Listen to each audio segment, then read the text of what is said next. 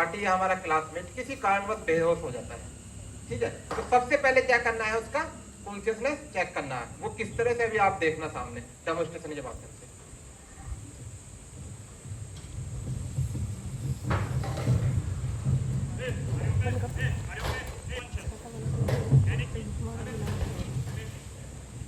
अब क्या है, पेशेंट को चेक करे वो जो है बेहोश है, ठीक है। इसके बाद क्या करना है, हमने एम्बुलेंस के लिए कॉल कर देना है, ठीक है, एम्बुलेंस के लिए कॉल कर देना। उसके बाद क्या करना है, हमने उसकी पल्स को चेक करना है।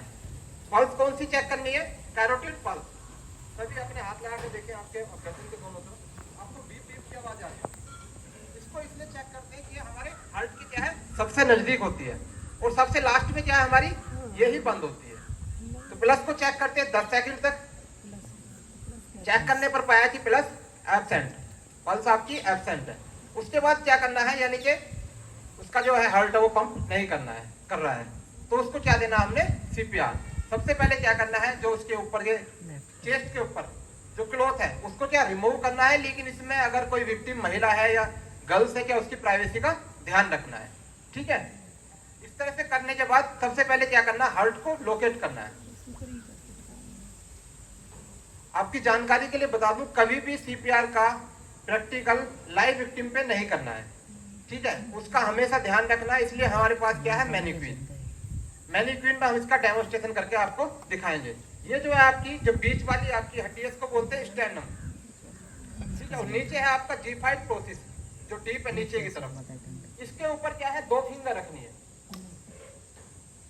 2 फिंगर रखनी है। और उसके बाद जो आपका मास्टर हैंड है, मास्टर हैंड को क्या है, उसके ऊपर रखना है, जो हथेली वाला पार्ट है आपका, इस तरह से, और दूसरे हाथ से इस तरह कवर करना है। और जो अपने पैर की पोजीशन होगी वो क्या होगी, जो आपका विक्टिम है उसके शोल्डर के पास, और पूरा अपना बॉडी वेट क्या है, उसकी चेस्ट के ऊपर। इसको क्या है, कंप्रेस करना है 30 बार। कंप्रेस जो हमारी डेप्थ होगी वो होगी 5 से 6 सेंटीमीटर। 30 बार डेप्थ करने के बाद क्या है, उसको देना है वेंटिलेशन, ब्रीथिंग। ब्रीथिंग देते टाइम हम लोग क्या करते हैं, सीपीआर मास्क का यूज करते हैं। लेकिन आप लोगों के पास सीपीआर मास्क उस टाइम अवेलेबल नहीं होगा, तो आप लोग क्या करते हैं, रुमाल, साफ कपड़ा का यूज कर सकते हैं। वो इसलिए कर सकते हैं, हो सकता है उसको कोई बीमारी हो और आपका उसको माउथ टू माउथ वेंटिलेशन देंगे तो उसमें क्या, वो बीमारी आपको भी इंटरनली फैल सकती है।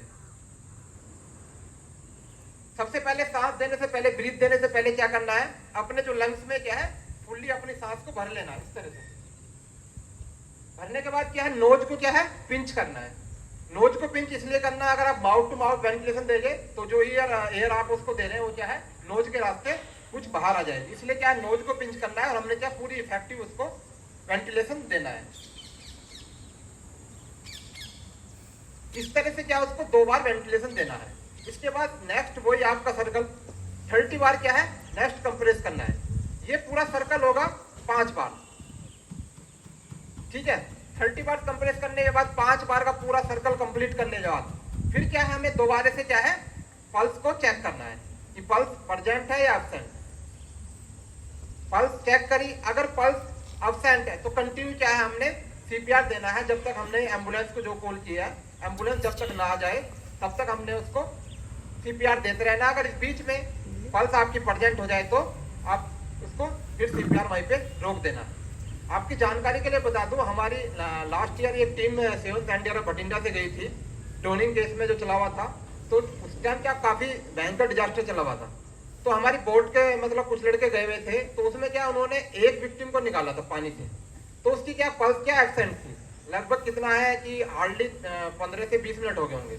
तो उन्होंने इनिशियल उसी ऑन ग्राउंड आपको बोट में उसको सीपीआर दिया। सीपीआर देने के बाद क्या है, उसकी लाइफ को सेव किया, जो कि अपने आप में एक बहुत बड़ा अचीवमेंट होता है। अब सीपीआर देते समय कुछ क्या सावधानी बरतनी है। जब भी सीपीआर हमने देना है वो क्या है, नीचे हार्ड सरफेस होना चाहिए।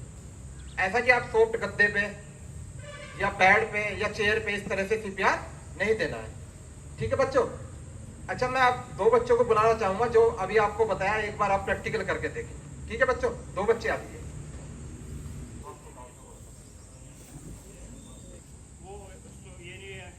देखो, अगर कोई बेहोश होता है, जरूरी नहीं कि वो अपना उसके हार्ट अटैक की वजह से ही हो, ठीक है। आप उसमें उसका नाम भी पूछ सकते हैं, राम सोहन, क्या आप ठीक है भाई, ठीक है, कुछ हुआ तो नहीं है। अगर वो बेहोश होगा तो बोलेगा नहीं कुछ भी।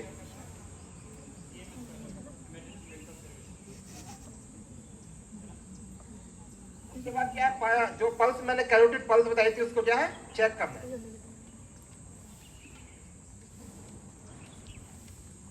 लगभग क्या है इसको 10 सेकंड तक चेक करना है। ठीक है बच्चों, सीपीआर देना है।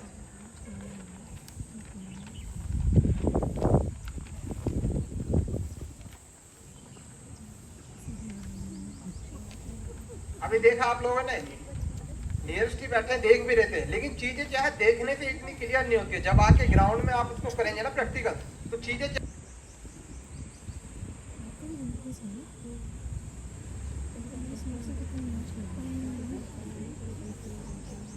क्या है, जब हमारा हार्ट काम करना बंद करे तो हमारी सब ब्लड जो है ना हमारे शरीर के अंग में नहीं पहुंचता है। तो क्या होता है, हमारी सेल्स जो होती है डैमेज होनी शुरू हो जाती है। तो हम क्या करते हैं, मेनली इसको जब हम पंप करते हैं, हार्ट को पंप करते हैं, तो क्या होता है हमारी ब्लड सर्कुलेशन फिर हो जाती है। तो 4 से 6 मिनट के लिए उनको फिर रिवाइव करते हैं। तब तक हम EMS को अलर्ट करते हैं, इमरजेंसी मेडिकल सर्विस, जो हमारा एम्बुलेंस होती है, तब तक वो आएगी। जब तक वो लाइफ सपोर्ट होती है उन गाड़ियों में, या जो उसके साथ व्यक्ति आते हैं वो CPR देने में सक्षम होते हैं, तब तक वो आ जाएंगे। फिर हमने उनको हवाले वो कर देना है। तब तक उसका टाइम हमने बढ़ाना है। जो हमारी नर्व सेल्स होते हैं, न्यूरॉन्स होते हैं, वो 4 से 6 मिनट तक सर्वाइव करते हैं। उसके बाद वो डेड होना शुरू करते हैं। तो हम मेनली हमारे जिस्म को, हमारे अंग जो है उन तक ब्लड को फ्लो कराने के लिए हम CPR देते हैं, ताकि उसको ये टाइम बढ़ जाए। ठीक है, ठीक है बच्चों, ये था एडल्ट में।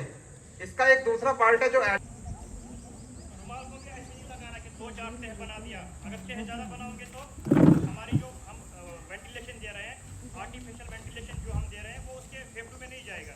इसलिए हमने बैरियर का इस्तेमाल करना है, ये वाला, मतलब बिल्कुल पतला हो, जिससे हमारी जो हम आर्टिफिशियल वेंटिलेशन को दे रहे हैं, ताकि हम उनके लंग्स तक वो चली जाए। ठीक है, बैरियर का इस्तेमाल हम इसलिए कर रहे हैं, हो सकता है वो इन्फेक्टेड हो, कोई उसको रोग हो।